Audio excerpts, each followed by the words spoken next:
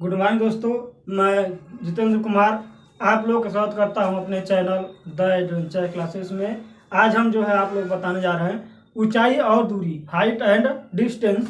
ऊंचाई और दूरी देखिए बेसिकली होती क्या है कि जब हम कोई वस्तु जो है पेड़ हो, टावर हो, ठीक, या फिर कोई घर मकान हो, तो ऊपर कोई वस्तु रखी होती है या फिर नीचे रखी होती है, तो उसको किसी वस्तु की जो ऊंचाई ज्ञात करने में या फिर डिस्टेंस ज्ञात करने में ऊंचाई और दूरी का प्रयोग किया जाता है। ठीक, तो इसमें दो चीज कोण बनता है, दो, एक होता है अवनमन कोण और एक होता है उन्नयन कोण। हम बात करते हैं उन्नयन कोण की। किसकी बात करते हैं हम लोग? उन्नयन कोण। उन्नयन कोण कहता है कि जब हम किसी वस्तु को देखते हैं, ठीक, कोई वस्तु जो है हमारे आंख की क्षैतिज रेखा, जो हमारी आंख है, अगर मान लेते हैं कि हमारी आंख यहाँ है, तो आंख की क्षैतिज रेखा यह है, ठीक।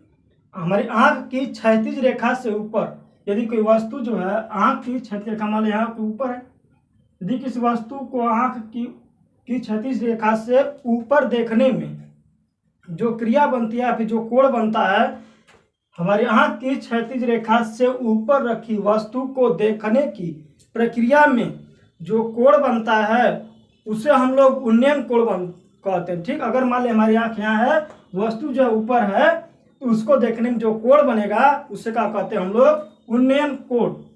क्या बोलते हैं हम लोग? उन्नयन कोण। जैसे मान लीजिए कि कोई पीपल का या फिर पेड़ है खजूर का, तो हम नीचे से देख रहे हैं कि खजूर फरा हुआ है, तो नीचे से जो हम खजूर के फल को देख रहे हैं, तो जो हमारी आंख जो है उस फल को देखने में जो कोण बन रहा है आंख और फल के बीच में, तो क्या होगा? उस कोण को कहते हैं उन्नयन कोण। क्योंकि फल की ऊंचाई जो है खजूर के बहुत ज्यादा है, हमारी आंख नीचे से देख रही है, तो उस केस में जो कोण बनेगा उन्नयन कोण। क्या होगा? उन्नयन कोण। ठीक, और यदि जो है हमारी आंख के क्षैतिज रेखा से नीचे कोई वस्तु रखी हो, ठीक, आंख की क्षैतिज रेखा से नीचे किसी वस्तु को देखने की क्रिया में जो कोण बनता है उसको हम लोग बोलते हैं अवनमन कोण। ठीक, इसका उल्टा कर दिया जाए कि हम ताड़ के पेड़ पर चढ़ गए, अब यहाँ से हम किसी वस्तु को देख रहे हैं यहाँ पे, तो यहाँ से जो कोण बनेगा उसको बोलते हैं हम लोग अवनमन कोण। क्या बोलते हैं उसको? अवनमन कोण। ठीक, जैसे यहाँ पर कोई वस्तु है, ऐसे यहाँ से अगर यहाँ से देखेंगे नीचे की ओर तो अवनमन कोण बनेगा, नीचे से ऊपर देखेंगे तो उन्नयन कोण बनेगा। अब इसमें थोड़ा सा चीज आती है कि अगर मानता है कि यहाँ पे उन्नयन कोण जो है थीटा है, ठीक, थीटा दिया हुआ, अगर ये पूछ दे कि 30 अंश के कोण पर यदि किसी वस्तु कोई एक पेड़ है, ठीक, पेड़ के पाद से, पाद मतलब क्या होता है? इसके जस्ट नीचे, इस जड़ से, पेड़ के पाद से डी दूरी पर, डी दूरी से किसी पेड़ को देखने पर 30 अंश का कोण बनता है। तो पेड़ की ऊंचाई क्या होगी? अगर मान लेते हैं कि इसकी दूरी 30 मीटर है, इसकी दूरी पूछ रहा है, तो ऐसे क्या देखते हैं? अब हम देखते हैं क्या दिया है और क्या पूछा जा रहा है। पूछा जा रहा है कि किसी पेड़ के पाद से 30 मीटर की दूरी पर, 30 मीटर की दूरी पर पेड़ के शीर्ष को, पेड़ के शीर्ष यहाँ है, पेड़ के शीर्ष को देखने पर 30 अंश का कोण बनता है, तो पेड़ की ऊंचाई क्या होगी? पेड़ की ऊंचाई क्या होगी? अब देखिए ये हमारा 30 मीटर आधार दिया हुआ, क्या है? आधार है, ये लंब है, यहाँ पे कण, यहाँ पे कण का मान नहीं दिया हुआ है। देखिए आधार और लंब जो है दिया हुआ है, तो आधार और लंब में हम देखेंगे किस ट्रिग्नोमेट्री के फंक्शन में आधार और लंब में रिलेशन है। पता है कि 6 फंक्शन होता है, साइन, कास, टैन, काट, सेक और कोसेक। हम देखेंगे कि आधार और लंब किस में है, तो आपको मिलेगा कि टैन थीटा और काट थीटा में लंब और आधार का रिलेशन। देखिए लाल बटे कक्का, क्या होता है? लाल बटे कक्का, एकदम बेसिक से पढ़िए। तो देखिए लंब बटे आधार सिर्फ आपको टैन और काट में है। तो जब भी आपको ऊंचाई दे दिया जाए या फिर ऊंचाई पूछ रहा हो, आधार दे दिया गया हो, तो वहां पर हमेशा टैन थीटा लगाइएगा। ठीक, तो टैन थीटा बराबर हो गया लंब बटे आधार। लंब क्या आपका ऊंचाई है, x मान लेते हैं इसको, x बटा के आधार क्या है? 30। टैन 30 मान 1 बटा के कड़ी में 3 बराबर x बटा के 30, तो 3 गुणा 30 बराबर कड़ी में 3x हो जाएगा। 30 बराबर कड़ी में 3x, तो x बराबर 30 बटा के कड़ी में 3 भाग देंगे तो कड़ी में 3 है, कट जाएगा। 30 का मतलब 10 गुणे कड़ी में 3 गुणे कड़ी में 3, 1 कड़ी 3 कट गया, बचा कितना 10 कड़ी में 3। तो जो है इस पेड़ की ऊंचाई जो है कि 10 कड़ी में 3 मीटर हो जाएगी। ठीक,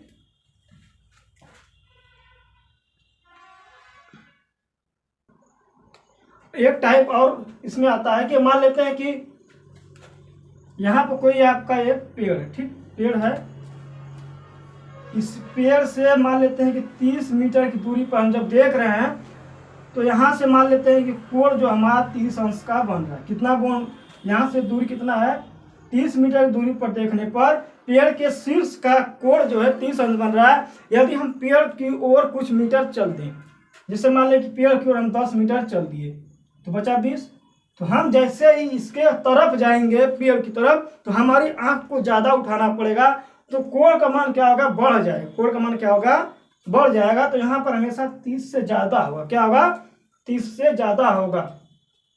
और यदि यही प्रश्न को उल्टा और पूछा जाए कि कोई पेड़ है, पेड़ से 20 मीटर की दूरी पर से देखने पर किसी पेड़ के शीर्ष का कोण जो है 60 अंश अगर बन रहा है तो बोल जाए कि 20 मीटर के बाद जो है व्यक्ति जो है 20 मीटर और दूर चल गया तो उस केस में कोण क्या होगा, तो उस केस में क्या होगा जैसे जैसे हम दूर हटते जाएंगे हमारी आंख को दूर हटेंगे तो हमारी आंख को कम उठाना पड़ेगा, तो उस केस में कोण का घट जाएगा। तो जैसे हम पास में जाएंगे कोण का मान बढ़ेगा और उससे दूर जाएंगे तो कोण का मान क्या होगा घटता चला जाएगा। ठीक है, पहला प्रश्न लिखा हुआ है कि किसी ऊर्ध्वाधर स्तंभ, ऊर्ध्वाधर मतलब होता है ये लाइन, ऊर्ध्वाधर होता है ये क्या होता है क्षैतिज। आप बहुत कंफ्यूजन रहता है कि ऊर्ध्वाधर क्या होता है और क्षैतिज क्या होता है। जो सीधे लंबवत रेखा ऊर्ध्वाधर होती है और जो यह रेखा होती है क्या होती है, उसको क्षैतिज बोलते हैं। किसी ऊर्ध्वाधर स्तंभ के पाद बिंदु जिसे मान लेते हैं कोई ऊर्ध्वाधर स्तंभ है, ठीक, स्तंभ के पाद बिंदु, पाद मतलब होता है नीचे, शीर्ष बिंदु क्या होता है ऊपर। स्तंभ के पाद बिंदु से 60 मीटर की दूरी पर, ये मान लेते हैं यहाँ से यहाँ तक की दूरी जो है 60 मीटर है, क्या है किसी ऊर्ध्वाधर स्तंभ के पाद बिंदु से 60 मीटर की दूरी पर स्थित एक बिंदु से उसके शीर्ष का उन्नयन कोण 30 अंश है। यहाँ से जो है उसके शीर्ष ये है, ये क्या आपका शीर्ष है, ये क्या पाद बिंदु है और यहाँ से 60 मीटर की दूरी यहाँ है। शीर्ष के कोण जो है 60 मीटर की दूरी से शीर्ष का कोण जो है 30 अंश का कितना है, यहाँ से उन्नयन कोण जो है 30 अंश बन रहा है। तो स्तंभ की ऊंचाई ज्ञात कीजिए। मान लेते हैं कि स्तंभ की ऊंचाई h मीटर है, माना जो है स्तंभ की ऊंचाई क्या है h मीटर है, माना जो है स्तंभ की ऊंचाई h मीटर है। अब हम देखेंगे कि कौन सा ट्रिग्नोमेट्री का लगेगा फंक्शन। यहाँ पे देखिए आपका ये ऊंचाई है, इसका मतलब ये लंब काम कर रहा है, ये क्या आधार, लंब और आधार से आपका काम चल जाएगा यहाँ पे। तो आप देखिए कि लंब और आधार में कौन सा रिलेशन है, तो लंब और आधार में जो है tan थीटा है, क्या था लंब बटे आधार tan थीटा या फिर cot थीटा। तो tan थीटा ले लेंगे यहाँ पर। यदि हम यहाँ पर tan थीटा बराबर इसको हम a मान ले b मान ले c, tan थीटा और लंब बटे आधार, लंब क्या है BC आपका है, आधार क्या है AB है। थीटा का मान 30 अंश दिया हुआ है बराबर BC, ये ऊंचाई h है और ये दूरी कितना है 60 मीटर है। tan 30 का मान 1 बटा कड़ी में 3 बराबर h बटा 60, तो यहाँ पे 3 गुणा 60 बराबर कड़ी में 3 h, 60 बराबर h कड़ी में 3, तो h का मान 60 बटा के कड़ी में 3। 60 को अगर भाग देंगे कड़ी में 3 से, ये देखिए 60 का मतलब क्या 20 गुणे कड़ी में 3 गुणे कड़ी में 3, एक कड़ी कट गया बचा कड़ी में 3, तो 20 कड़ी में 3। तो इस स्तंभ की ऊंचाई हो जाएगा आपका 20 कड़ी में 3 मीटर, आपका ये आंसर हो जाएगा। दूसरा प्रश्न दिया हुआ कि किसी मीनार के पाद बिंदु से 20 मीटर दूर क्षैतिज तल पर स्थित किसी बिंदु से मीनार के शिखर की दूरी 40 मीटर है।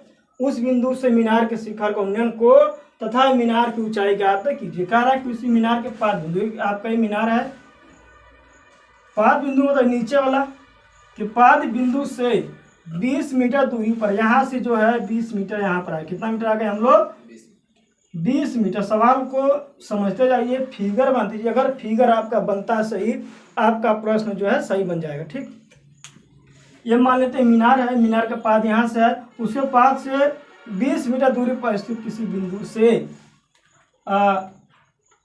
से मीनार के शिखर की दूरी, अब यहाँ से शिखर की दूरी, इस बिंदु से शिखर की दूरी कह रहा है कि 40 मीटर। ये दूरी कितना दिया हुआ है 40 मीटर है।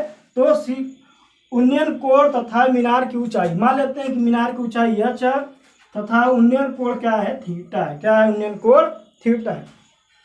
तो जब तक हमारा उन्नयन कोण का मान नहीं निकलेगा तब तक हमारी ऊंचाई की मान नहीं निकलेगा। अब देखिए यहाँ पर क्या दिख रहा है आपको कि आपका कर्ण दिया हुआ है, आपका ये आधार दिया हुआ है।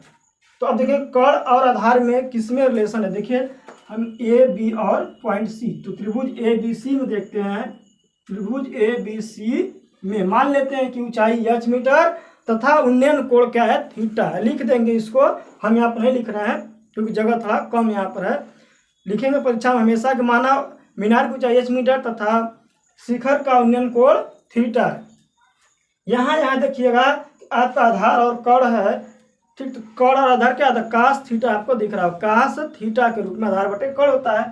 त्रिभुज ए बी सी में कास थीटा आधार बटा कर्ण, आधार का मान 20 होता है, कर्ण का मान क्या है 40 है। कास थीटा बराबर 1/2 और 1/2 किसके बराबर मान होता है, तो 1/2 जो होता है कास 60 अंश के बराबर। क्या होता है 1/2 जो है कास 60 के बराबर लिख सकते हैं, कास 60 अंश।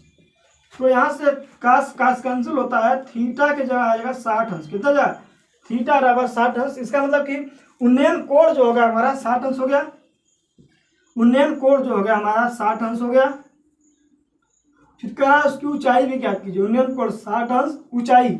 अब ये ऊंचाई अब हम चलेंगे इसके, ठीक कहाँ चलेंगे यहाँ वाले में, तो इससे इसे चल लेंगे। ठीक, तो अब यहाँ पे देखिए लंब और आधार, तो tan थीटा लगेगा।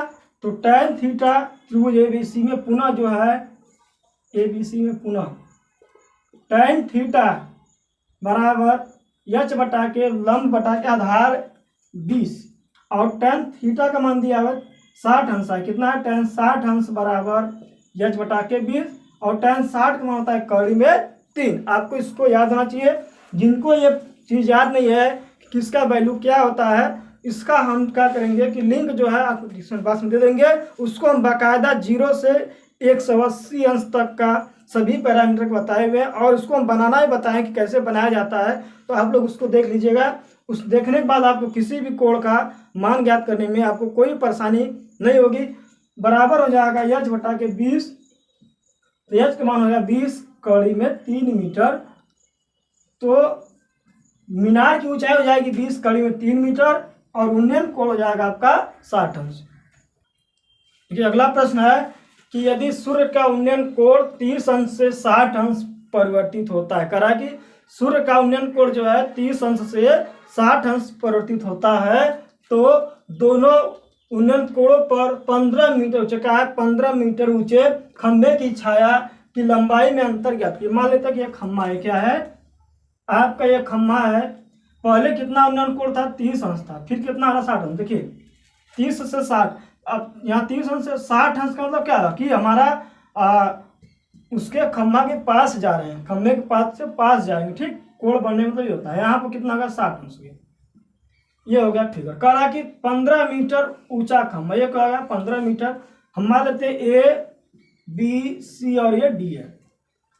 सबसे पहले ले लेंगे, मान लेते हैं कि अंतर x है, मान लेते हैं कि अंतर x है। x में क्या होगा AC माइनस BC, x बराबर का होगा AC माइनस BC। हमको जो निकालना है, निकाले रहा है कि लंबाई में अंतर क्या होगा। भाई पूरा हम से घटाएंगे तो अंतर निकल जाएगा, हमको ये निकालना है। सबसे पहले हम ले लेते हैं त्रिभुज ADC में, त्रिभुज ADC में देखिए आपका ये पूरा क्या है, कोई न कोई दूरी है, ए का है, ए वाला ये भी दूरी है। तो ये आधार है, ये लंब है। लंब और आधार क्या होगा tan थीटा लग जाएगा। तो tan 30 अंश बराबर 15/AC, 1/3 tan 30 माने बटा कड़ी में 3/15/AC, तो 3 गुणा करेंगे तो AC रहेगा 15 कड़ी में 3। तो A से C की दूरी हो गया हमारा 15 कड़ी में 3। यहाँ से यहाँ की दूरी कितना है 15 कड़ी में 3। तो अब ये दूरी निकालना तब जाकर अंतर निकलेगा।